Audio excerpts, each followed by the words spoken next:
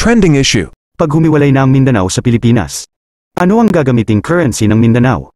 Pagdating sa currency sa humiwalay na region or bahagi ng isang lugar o bansa, ay hindi big deal kung ang anong classing currency ang gagamitin ng isang humiwalay na lugar or region sa isang bagong bansa na binuo. Maaaring kapareho ang gagamiting currency pero magkaiba ang halaga, gaya ng South Korea at North Korea, parehong won ang currency ng pera, pero magkaiba ang halaga, code, at disenyo ng pera.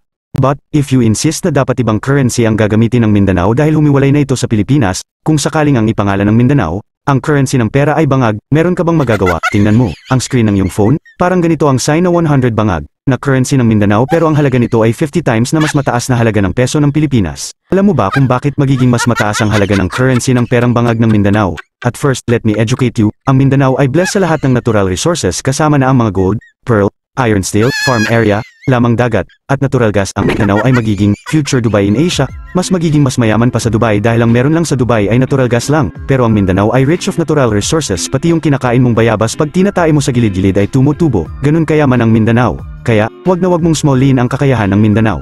For example ang Singapore at Malaysia, humiwalay ang Singapore sa Malaysia dahil sa taliwas ang kanila ipinaglalabang pampulitika kaya sila naghiwalay. Malakas ang loob ng taong bayan ng Singapore na humiwalay sa Malaysia, kahit wala silang natural resources kahit inuming tubig nila ay imported, sa madaling salita zero source of income ang Singapore, at zero natural resources.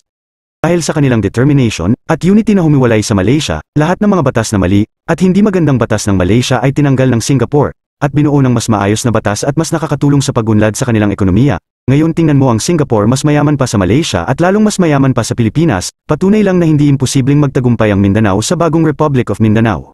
Sa taong bayan ng taga Mindanao, nasa dugo natin ang pagiging masipag, matiisin, may diskarte sa buhay, magaling sa lahat ng bagay, humble, may paninindigan, at may isang salita, at ito na ang panahon para sabay-sabay nating paunlarin ang Republic of Mindanao, gaya ng Singapore, South Korea, at Timor-Leste na magtagumpay, at posibleng kayang-kaya rin natin itong gawin sa pamamagitan ng unity at determination.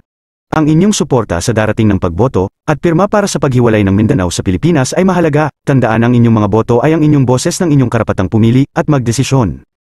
Maaari kayong magtanong, magkomento, mag-suggest, at mag-react sa baba. Maraming salamat sa walang sawang suporta sa aking mga videos. Again, thanks for watching. Thanks for watching Part Neil TV channel. Please subscribe my YouTube channel. Follow, like, comment, and share.